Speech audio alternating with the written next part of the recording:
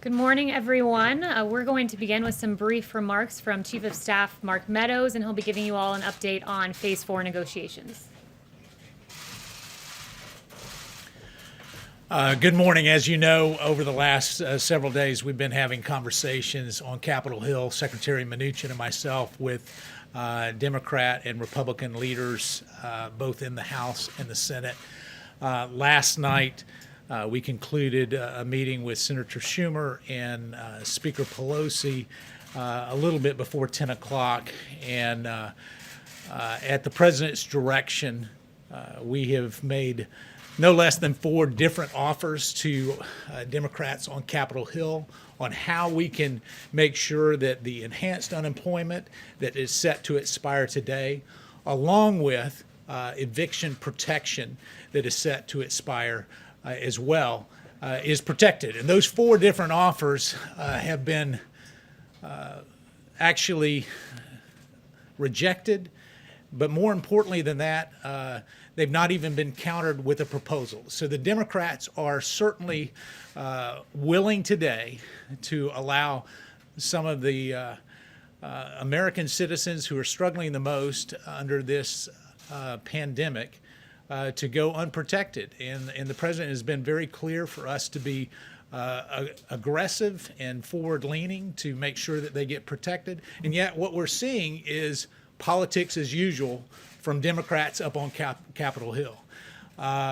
It surprises me that when we talk about compassion and caring about those that truly are in need, that a temporary solution to make sure that enhanced unemployment continues has been rejected not once but multiple times. The Democrats believe that they have all the cards on their side, and they're willing to play those cards at the expense of those that are hurting. And we'll continue on with additional discussions today with Senator Schumer and Speaker Pelosi, perhaps an in-person meeting tomorrow on Capitol Hill as we stay engaged. But I'm disappointed in what we've experienced over the last 3 days, and I want to stress that the Democrats have made 0 offers over the last 3 days, 0. And so in a spirit of compromise, the president has sent us back not once, not twice, but 3 different times to try to find some common ground. And what we've found from our Democrat negotiators is that they are bumping the price higher than the very bill that they passed out of the House several weeks ago. And to give you a particular example of that is in their HEROES bill, they have $100 billion for schools. We matched that offer and actually put forth a proposal for $105 billion for schools for K through 12 and higher institutions. And yet, what did they say to that? Oh no, that was 2 months ago. We want to increase the amount of money that we send to schools to $400 billion. We're going in the wrong direction. They're going in the wrong direction because of partisan politics. It is very disappointing. And so we call on Capitol Hill to get serious about their negotiations. The president is serious about the negotiations. We're willing to engage. As you know, Leader McConnell yesterday put forth a 1-week extension at the current levels for enhanced unemployment. And what did we see? Senator Schumer objected to that. So there's no clearer message that the American people should receive other than the fact that the Democrats are willing to play politics at a critical time in our nation's very dire circumstances as we deal with this pandemic. So I wanted to give you that brief update so that you could have it straight from the negotiations as they've happened over the last 3 days. And as we work, I'm going to turn it over to the press secretary, and I think she's prepared to answer all the questions. liability insurance? Is that a red line for you guys? McConnell said it was. Thank you, guys. I think she'll address that. I'll take your questions in just a moment. The chief has to run to a meeting.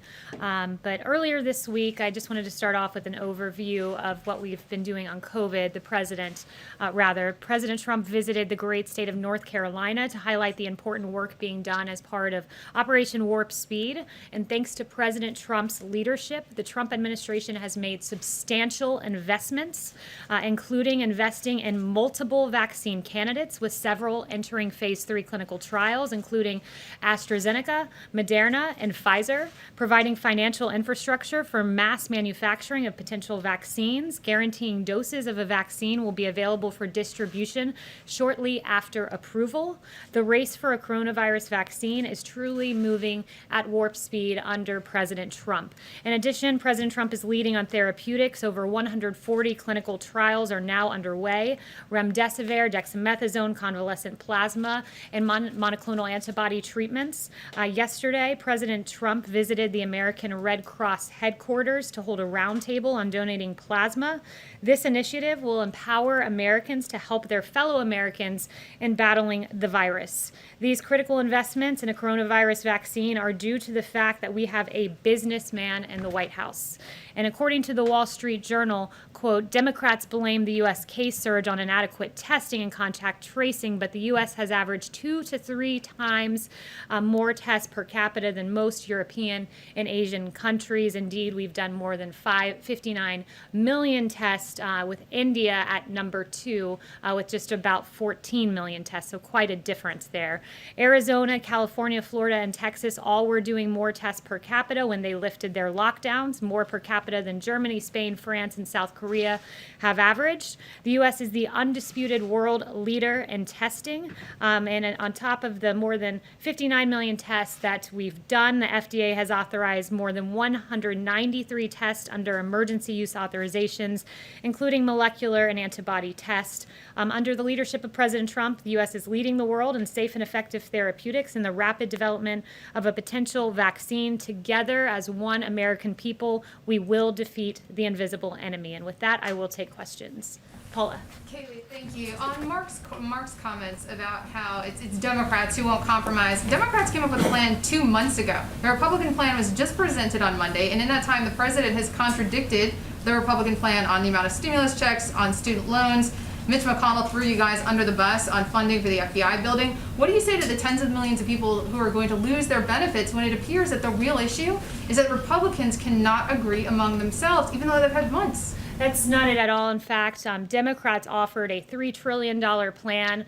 We have a very specific focus right now, and it's not this comprehensive plan, whether it be the HEROES Act the Democrats proposed that was unserious, or the HEALS Act. That narrow focus is this, that Americans are about to lose their unemployment insurance, and this White House, this Chief of Staff, this President, this Secretary of the Treasury have offered several iterations to make sure that Americans who through no fault of their own lost their jobs during this pandemic do not also lose these checks. We've made several proposals, as Mark Meadows just said to you, and how many proposals have the Democrats made? 0. And if you want to know where the Democrats' true intentions lie, look no further than the Martha McSally bill that was presented that would have extended the $600 unemployment insurance. It was rejected by Chuck Schumer, and that was a plan that the president was willing to endorse. The White House Kayleigh, what do you say to those that are going to lose $600 a week in unemployment payments that need that money?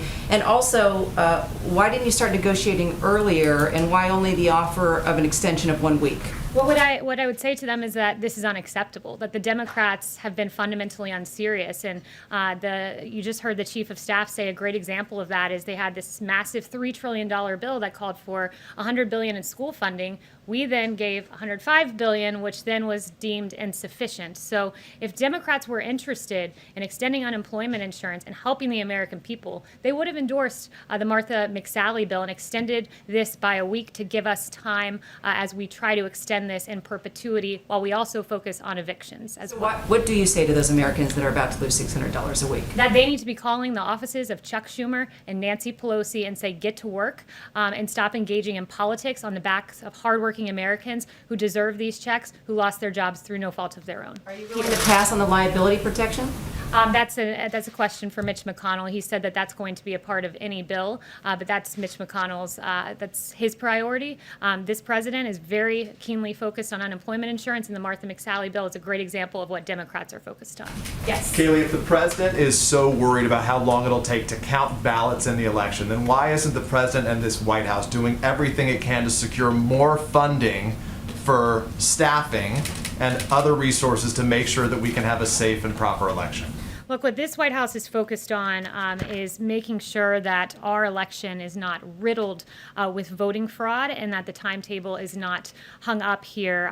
There are several lawsuits that the campaign is engaged on, and I would point you to the campaign for specifics that doesn't on answer those. my question, though. My question is, what is the White House doing to get more resources for funding and staff to make sure, as the president says, that it will be a secure and safe election? Well, as you know, Peter, states run their elections, and it is up to states to And make they're sure that asking they for more have the money. capacity. But what this White House is focused on is ensuring that what Jeffrey Toobin has said over at the New Yorker, CNN contributor, notably, New York's primary vote count chaos signals trouble for November. And as he noted, you want to talk about the president, but Jeffrey Toobin himself, Democrats control the state government of New York. They are responsible for creating the fiasco that is unfolding now, and that is certain to get worse in November. States need to get their acts together when it comes to elections. And as we see in New York, where we're 5 weeks out from that election, and in fact, we still don't know the outcome of a congressional race, and that is certainly not what we want to see. And I'm asking in you about November. the president. You Yes, asked why I was Darlene. asking about the president. I'm asking about the president because you work for the president. I Yes. guess the question is Oh, yeah. more specific. Thank you, Kayleigh. So the president's meeting this morning in a few minutes with the National Association of Police Organizations. In 2008, 2012, they supported Barack Obama and Joe Biden. In 2016, they didn't support either candidate, and now in 2020, they're endorsing President Trump. To what does the White House attribute this change in support? Well, it's clearly a change in the Democrat Party, Jen. When you look at the polling on defunding the police, ABC News, Ipsos poll, 64% oppose defunding the police. Huffington Post, 57% oppose. Rasmussen, 59% oppose. But make no mistakes, Democrats want to defund our law enforcement. It comes at a time where 64% of Americans say they are concerned that growing criticism of America's police will lead to a shortage of police officers and reduce public safety in the community where they live. The American people have seen very clearly where the Democrat Party of today stands. It's at an unacceptable place, and I think that this administration has shown great respect for our law enforcement, who every day are out there defending and protecting our streets in Democrat-run cities that have turned abundantly chaotic because of their lack of support and respect for law enforcement. Darlene. Can you explain why the White House did not counter with a comprehensive plan of its own? You said the White House was focused on two things, the unemployment insurance and evictions. Why not have a more comprehensive proposal to counter what the Democrats had put on the table? So I've walked through at this podium the more comprehensive plan that this White House was hoping to see, and our priorities like tax rebates, unemployment benefits, enhanced hiring and retention payroll credits, workplace tax credits, restaurant donations, and others. Those are all part of the HEALS Act. So there is a comprehensive plan that was put forward by Republicans on the Hill with several White House priorities in it. But right now, at this day, at this moment, our focus is making sure that Americans who have lost their jobs get their paychecks. It's why, as you heard the Chief of Staff say, we've made 4 proposals. Democrats have made precisely 0. Jen. But the nomination of General Tata, is the White House still behind that? The president still supports General Tata. Yes. Kayleigh, so is there anything that you agree with on the Democrats after all these negotiations? Are there any points of unity so far? Well, look, they've presented 0 plans. So we've presented 4, they've presented 0. So do we agree with them? It seems that they don't agree with us. The White House supports unemployment insurance benefits. The White House supports ensuring Americans don't get evicted. But what do the Democrats support? What do they stand for? So far, they've offered 0, nothing, except rejecting Martha McSally's bill to ensure that those who are receiving those checks continue receiving them. Is there an upper limit? Is there Yes. an upper limit, Kayleigh, for the amount that you're willing to go to? Has the White House decided on some sort of a cap for how much you're willing to spend this round? Not that I'm aware of. The president has said, he wants to make sure money gets to the American people. Yes. The Trump administration wants $377 million in the coronavirus relief bill for the the long-delayed modernization of the West Wing. How is that a priority in terms of the coronavirus pandemic? You guys talked about priorities. You had the FBI bill, which doesn't seem to have much support from Capitol Hill as well. So two things, and I'm glad you asked that because I do want to give you some details about those two items in particular. When it comes to the FBI building, this has been a long discussed issue. I would note that the 3 previous COVID bills that have been passed had plenty of other things in them that were not related to COVID. One of those examples is the Harbor Maintenance Trust Fund. This is not a red line for us. It was a part of the initial bill, but it is certainly not a red line. The priority, as I've said several times so far, is unemployment insurance, making sure Americans do not get evicted. And then as it pertains to White House renovations, many of those pertain to safety protocols, filtration systems, enhanced communication ability, and needs that we saw that were highlighted during the pandemic. But make no mistake, a $377 million proposal will not stand in the way of ensuring that the American people get their checks. That is the priority, ensuring that Americans do not get evicted. That is our number 1, number 2 goals. Thank you, Kayleigh. I just wanted to confirm reports that Mark Meadows actually made an offer to extend unemployment insurance by 4 months. I haven't spoken to him on that precise proposal, but as he's mentioned, there were 4 that were made. Maybe a follow-up question then. I want to change gears and talk to you about Twitter. We reported yesterday that the Israeli government wrote to Twitter's CEO asking him to remove tweets from Iran's supreme leader, Ayatollah Khamenei, calling for the genocide of the Israeli people.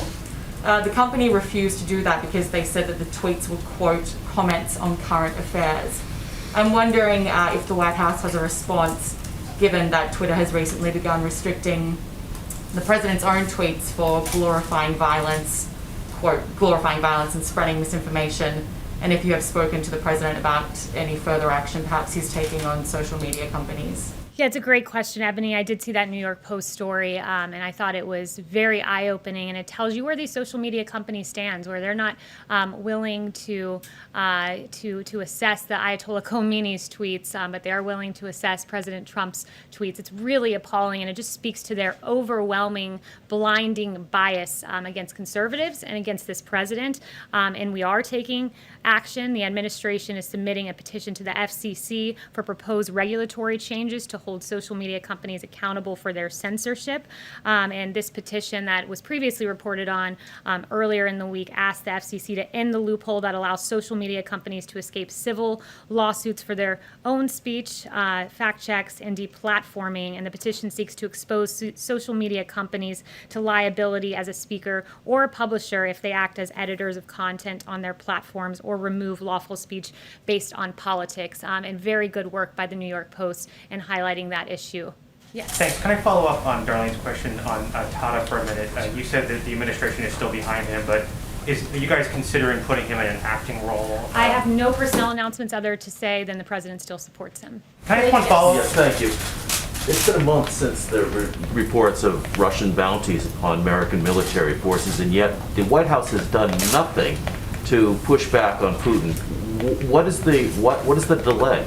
So as I've answered probably a dozen times from this podium, that intelligence is unverified. There are dissenting opinions. The media is, I would point to the Department of Defense saying there's no corroborating evidence to validate recent allegations. NSC allegations and recent press articles have not been verified or substantiated by the intelligence community, and ODNI has a similar statement. But look, this president acts. He is not afraid to stand up to Russia. He's done so repeatedly when our adversaries have directly targeted U.S. or coalition partners. The president did not hesitate to act. Look at Syria in 2018 when dozens of Russian mercenaries were killed in a retaliatory defensive strike.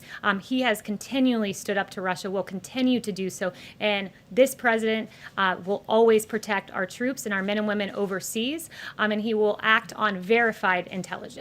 Bill. Thank you, ma'am. So Colorado, Hawaii, Oregon, Utah, and Washington all have automatic mail-in ballot systems. The White House has made its position clear on absentee ballots and also the concern over these universal systems. Does the White House think that those elections are fraudulent or more at risk of fraud? always a mail-in ballot system, mass mail-out ballots are going to be more at risk of fraud. Look at LA County, where 112% of LA County is registered. That means you have 12% of excess ballots floating around that are, we know at least 12% that are not accurate ballots that were mailed out. This is a very basic concept, and it's one that the media has done a very good job reporting on, not just Jeffrey Toobin at the New Yorker. You also had the Washington Post article on this that the president held up yesterday that says the results that they've seen in a study showed that there's an unexpected stress test of mail balloting systems, many of which were designed to handle only a small portion of the vote and are not ready to scale up in response to a pandemic. That was Washington Post. There was another great ABC piece, mail-in voting delays in primary caused Pennsylvania to sound alarm about November. Expansion of mail-in voting will likely delay the state's presidential race. A great CBS report. Pennsylvania's mail-in votes still weren't all tallied up after 1 week. Officials fear election nightmare in November. So mass mail-in voting is certainly subject to fraud, and good work on the part of ABC, CBS, Washington Post, and the New Yorker for highlighting the fraud that is at play, the delays that are at play, because those are, after all, the facts. Another quick one. The chief sounded quite frustrated a second ago. Is there any situation in which the White House would walk away from negotiations on Phase 4? I won't get into the middle of the negotiations, and I'll leave that to the chief and to the Secretary of Treasury. But yeah, there's a lot of passion because we're passionate about making sure Americans are taken care of. I've heard the president personally talk about this. It is his goal to make sure that those who have lost their job get these payments, and those who, through no fault of their own, do not get evicted from their homes. So those, again, two big priorities for the president. Raquel? Yes, thank you, Kayleigh, so much. I have two questions. One, you were here saying that how well the administration is doing is responding to the pandemic, but the facts don't show that, and Americans are struggling and scared. What do you tell them, the American people?